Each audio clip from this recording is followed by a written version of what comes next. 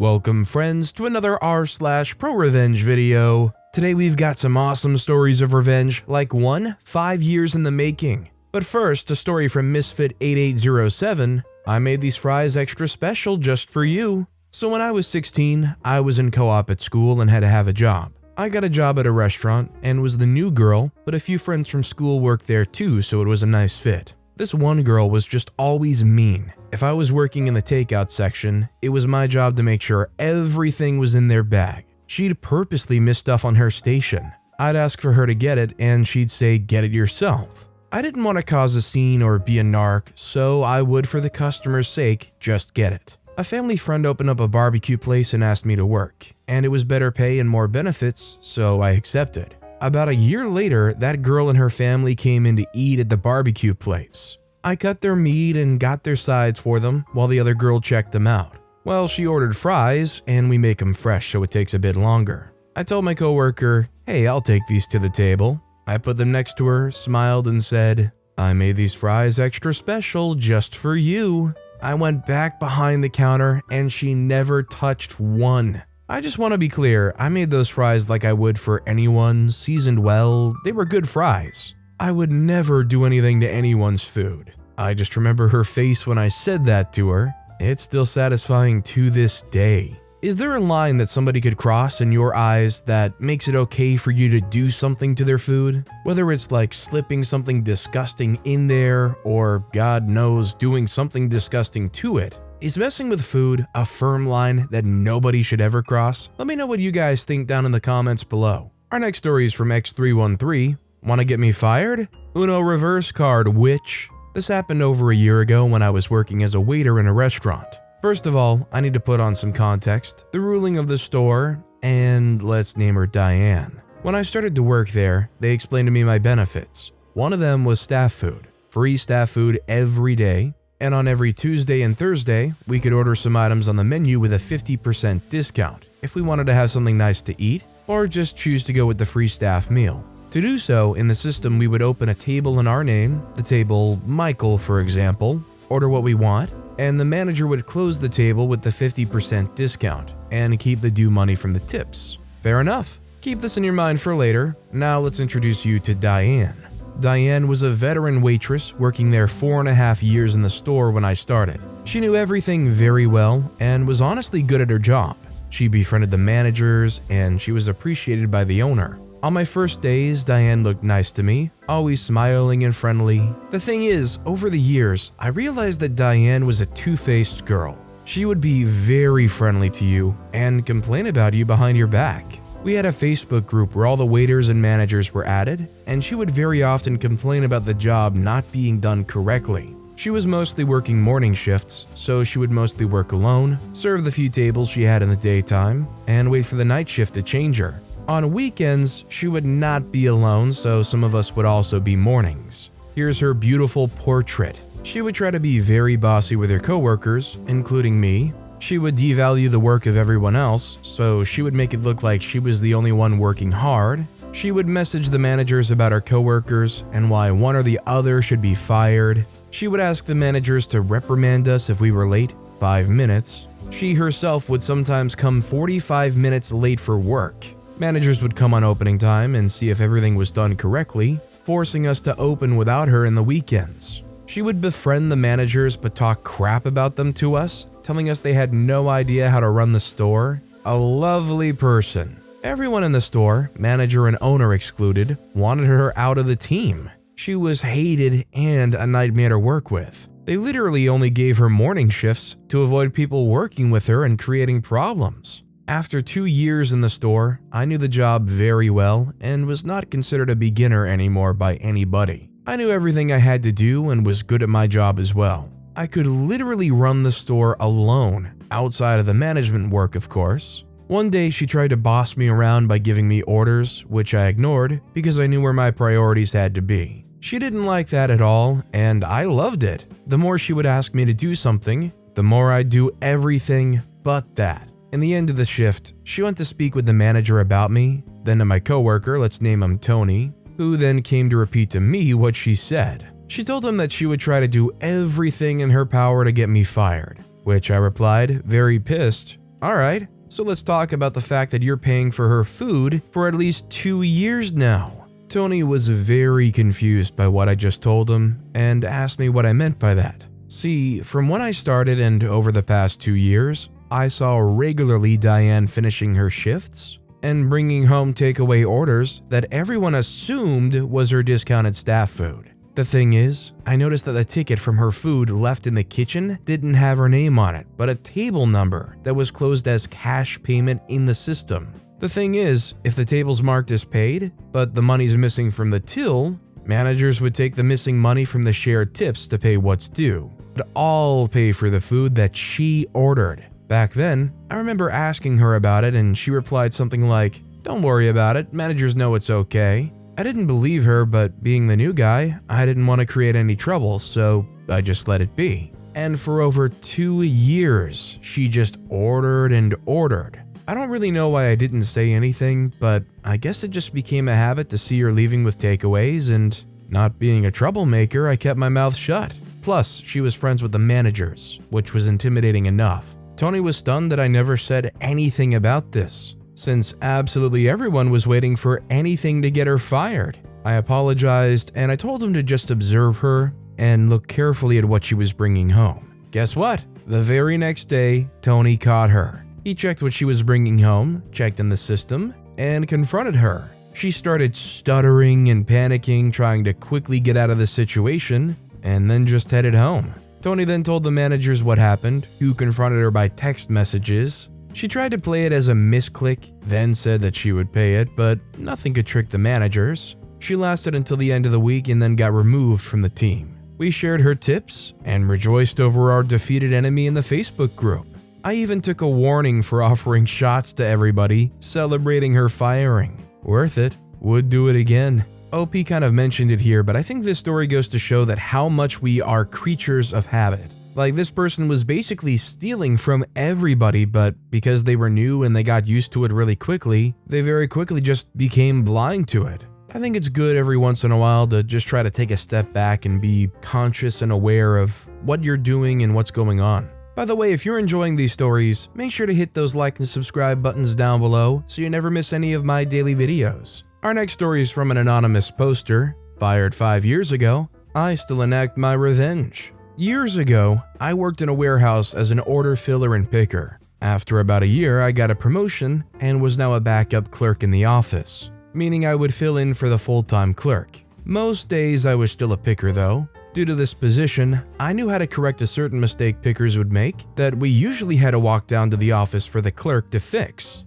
We were timed and hounded by management about our numbers, so I started using the computer in my work area to fix the issue myself when it arose. I was praised by this certain management, so imagine my surprise when I was abruptly fired for it after months of doing it. Cue the revenge. One of the people instrumental in my firing was transferred to HR soon after I left and answers the phones. So, for the last 5 years, I've been using their phone number online every time a random company or petition, etc. asks for it. And I don't feel comfortable using mine. I also do this with their address. Not sure if it affects them at all, but it makes me feel good and is super petty, so I'll continue probably forever. I'm not gonna lie, one reason that this form of revenge is actually kind of nice is you'd be surprised how many times you're roaming around on the internet and there's some website or some profile or something that you have to give an email or an address for, and you obviously don't want to just give away your phone number to some subscription list or even necessarily your home address.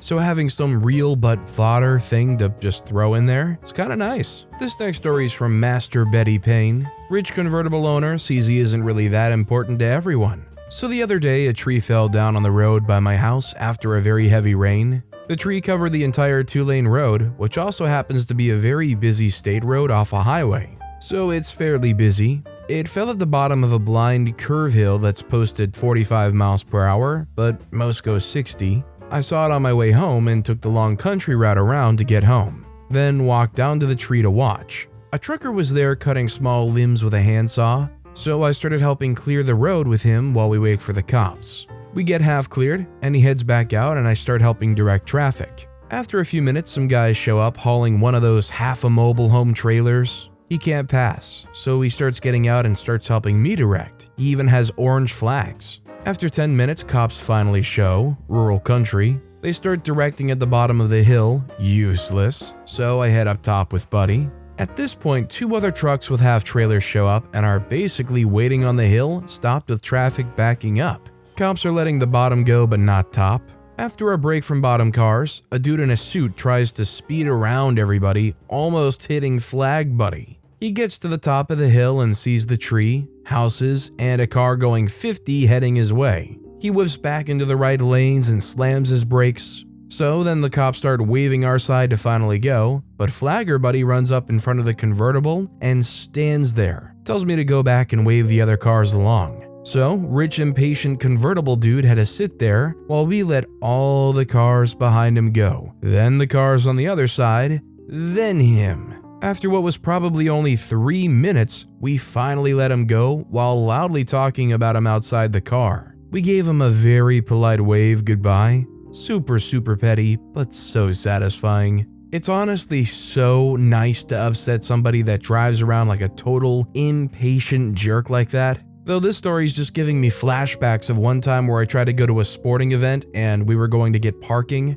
and we were having to drive right by the arena and there was a crossing guard, and they just kept waving people to cross the road who were walking by on foot. This cross guard was making us sit there at the intersection. Parking is across the intersection and down the street, and there's people to the left halfway down that street that they're just making us sit there and wait for. Like, I know they're walking to the arena, but like, let us go. And then he let the lane to the left of us go while he made us sit there. So there's like 15, 20 cars that go by, but we still have to sit there for the next 15 minutes while people from, I don't know, the next zip code over down that left street walk all the way on over. Our next story is from Aaron1. Bully me? Enjoy spending $200 more on tires. So I'm not sure if this belongs here, but full send. So in 6th grade, I got bullied by a dude we'll call Jay. It was relentless for all of 6th and 7th grade, but he stopped in 8th and up because I grew to 6 feet during summer. So fast forward to now, my family owns the only place in a 100-mile radius where you can buy dirt bike tires and parts.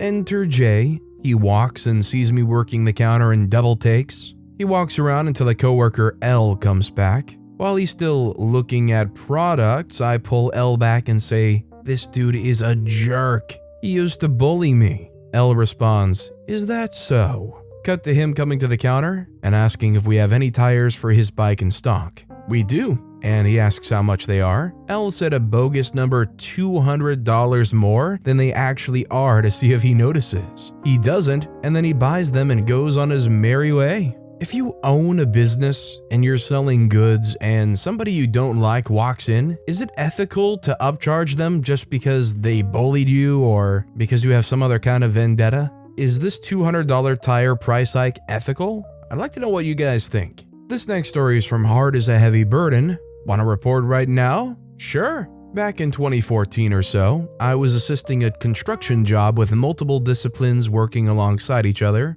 One of these disciplines was a crew installing electrical equipment and components. These workers run cable and the tubing, conduit, required to house the cable throughout the project site, and sometimes beyond. This one electrical foreman, let's call him Trevor, had been working his butt off. There were night and day shifts. Trevor worked day shifts and was the lead foreman. Trevor's boss, we'll call him Rodrigo, was a managerial type by profession and knew very little about the technical side of the business. Rodrigo was constantly asking Trevor for progress updates to deliver in daily meetings with upper management. Those types of meetings are a very big deal because the client attends those meetings. Very big client. Think oil and gas industry. One fine day, while out making my rounds, Trevor approached me to chat a little about my discipline, piping design. Sometimes we get in each other's way, but often find an amicable solution. On this day, he was keeping a juicy little tale of revenge. Rodrigo had pushed Trevor too much over the course of the project, and Trevor was getting to be really annoyed by Rodrigo's insistence for installation status. So, in his mind, Trevor casually thought of a way to expose how little Rodrigo knew about electrical installation, and possibly get Rodrigo off his back.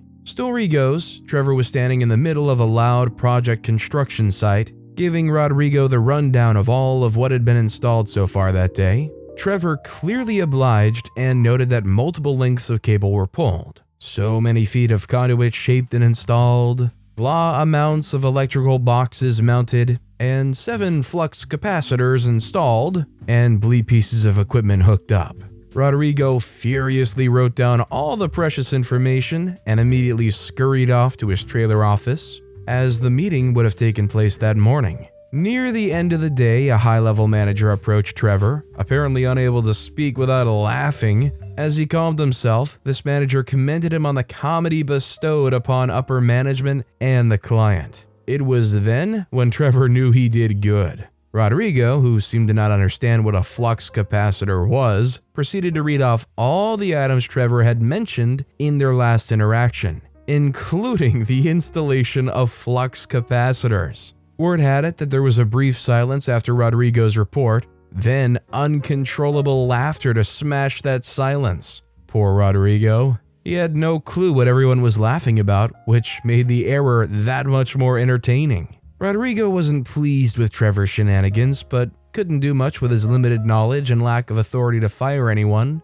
I don't remember what happened to Rodrigo, but I do remember he wasn't reprimanded or fired. Trevor kept on trucking until the construction effort was completed. That joke was told by nearly everyone, multiple companies, until we all went our separate ways. I tell the story to my coworkers in hopes they understand not to overstep the expertise of others. All I know is, as a major fan of the Back to the Future series, you wouldn't be able to pull that one over on me. What the heck is a gigawatt? Our next story is from Real Sailor Jim. Stupid and petty, but satisfying. This happened back around 1988/1990. I was a petty officer in the Coast Guard and stationed at our headquarters in Washington, D.C. At the time, this was located on Southwest 7th, across the street from L'Enfant Center, so the easiest way to get to work was to take Metro. Since I was being barracked at Fort Myers, I could take one of the hourly free buses to the Pentagon, catch the Metro into Washington, get off at L'Enfant Plaza, and just walk across the street.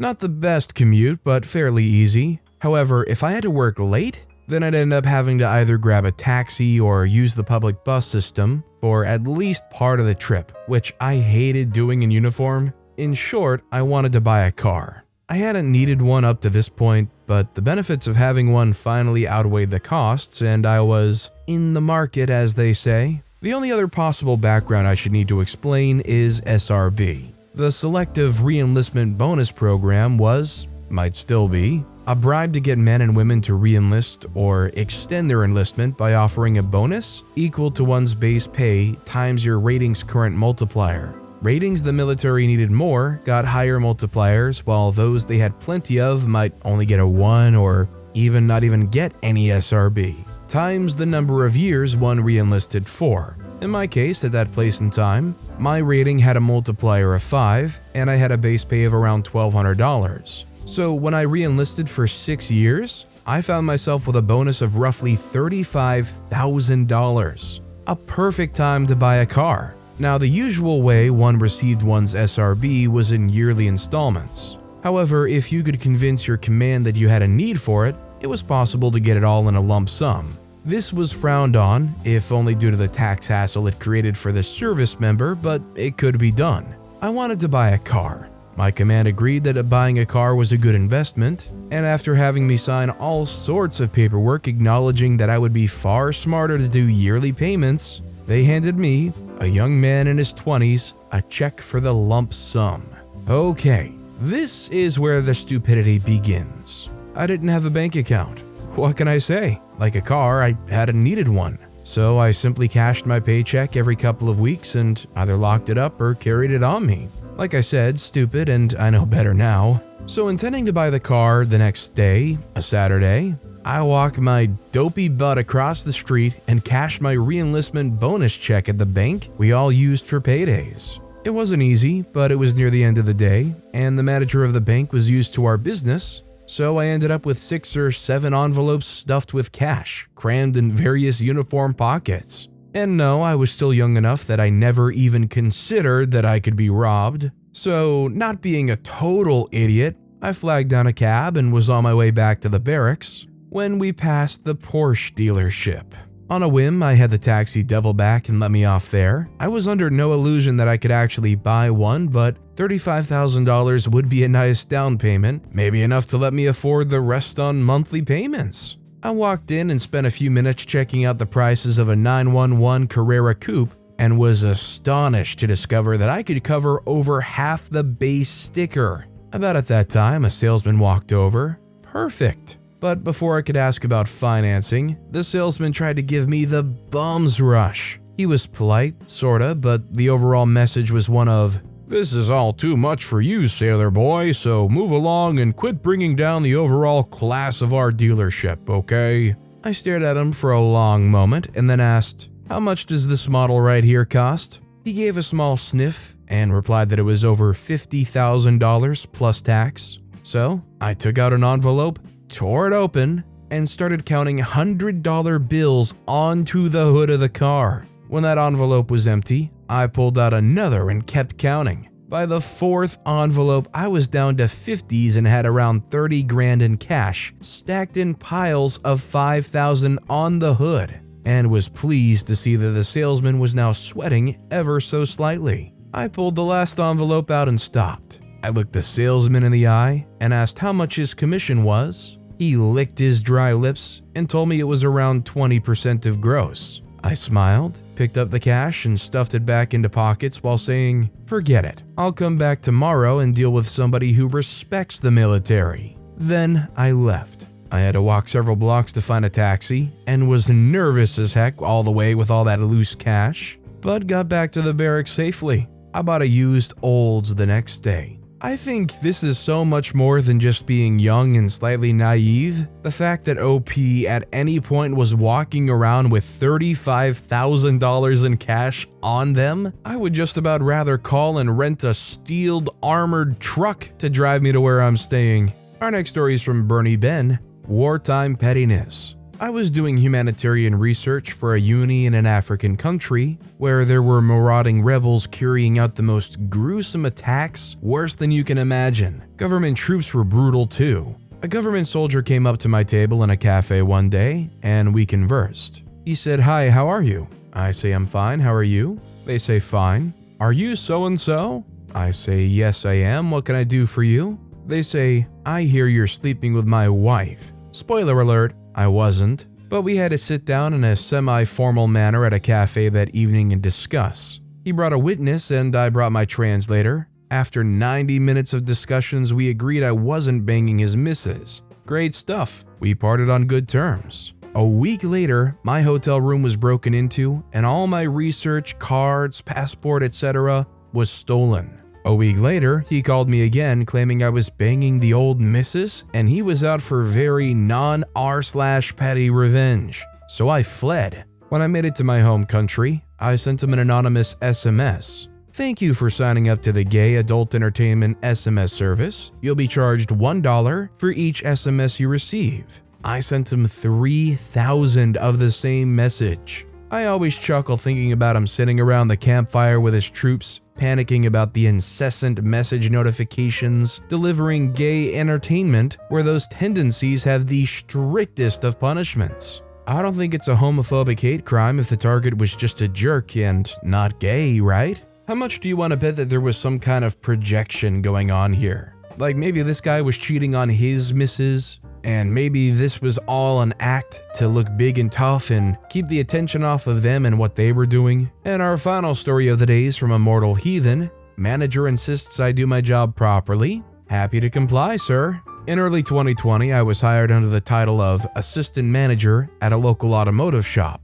We mainly sold tires and alloy wheels for passenger vehicles. The company owned several stores. I reported directly to my manager, who then reported to the owner of the company. Shortly after I was hired, I noticed the behavior of the manager was far from professional. He would constantly mock and berate me for being the new guy. I believe part of this was jealousy and insecurity on his part, as I ended up recording more sales under my name within the first few months. He would also knock off, work early, and start drinking beer while the rest of us continued to work. I remember when he found out that I participated in MMA training sessions after work. He tried to goad me into a fight for his own amusement. Clearly, this guy didn't like me, and I was starting to get the feeling that he was trying to get me to snap or lose my cool, and as a result, my employment. I became even more certain of that with what happened next. During the few months that I'd worked there, I'd noticed that our takings for the days and sales records did not match. I would often spend half an hour to an hour after work trying to figure out where the errors were coming from, whilst the manager would simply throw his hands in the air and exclaim he had no idea how this was happening. The recurring issue seemed to be that our cash takings hadn't been recorded correctly. There would sometimes be an excess amount of cash that didn't match up to what was recorded on our sales and invoicing software. Other times, there would be less. I was at the time an accounting student studying towards my bachelor's degree. I was already suspicious of the cash being out each day. However, given how the manager had been treating me up until this point, I was concerned that any complaint would somehow be twisted and used against me, and boy was I right. Several weeks later, my manager took some time off. During this time, I managed a personal record in store sales, and also noticed something interesting. The cash was never out at the end of each shift. I reported this directly to the owner of the company. Given I was acting manager during the time my manager was away, I was expected to report to the owner every day and explained what had been occurring whilst the manager was there. In all honesty, I was hopeful that the owner would be having a word with the manager about the discrepancies. However, I was also weary, as I believe once the owner spoke to my manager, that the manager will immediately know it was me who reported this. When the manager returned to work, he immediately approached me with a disgruntled look on his face. "I've spoken with the owner. You tried to blame me for the discrepancies? You should focus on doing your job properly. Then this wouldn't happen." I was quite taken aback by how angry he was, though I wasn't surprised that he twisted it and tried to place blame on me.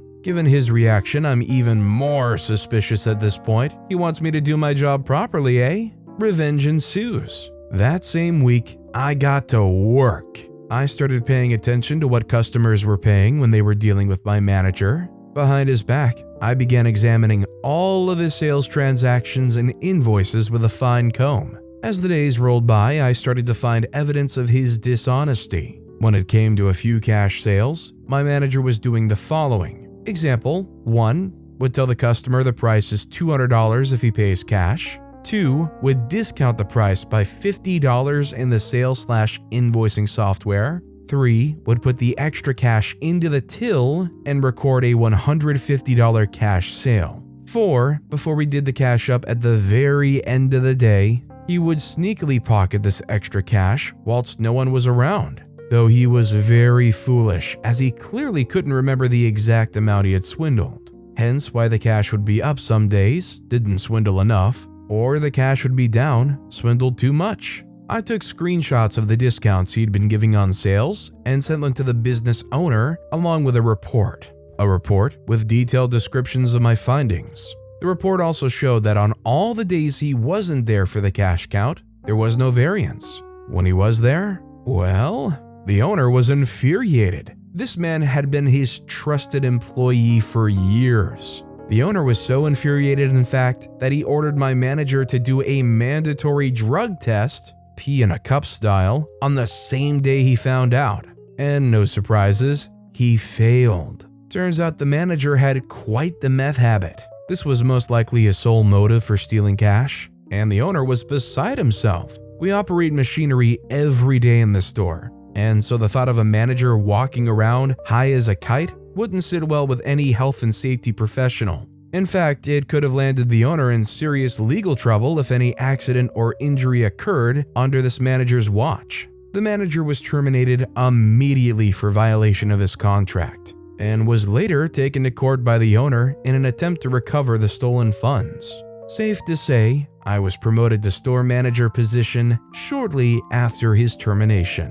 I think this story goes to show you though that you think you know some people, but they might be doing things behind your back the entire time. Even if you see them just about every day face to face with a big old smile and a warm handshake. It also is sad to see how people with tenure can tend to be believed way more than any newbie can, and the fact that this craziness was going on, somebody pointed it out, somebody being OP, and the owner pushes it by the wayside because what? Oh, well, it can't be the manager. I've trusted them for years, right? I'm not saying you should go around pointing fingers at all of your longtime coworkers or friends or whatnot, but you shouldn't go around thinking they're infallible either. But with that being said, that's all the time we have for today. Now, if you want to hear another revenge story that was way crazier than any of the ones in this video, click on that left video, or if you missed my latest video, check out the one on the right. That said, I'll see you all next time with some more stories.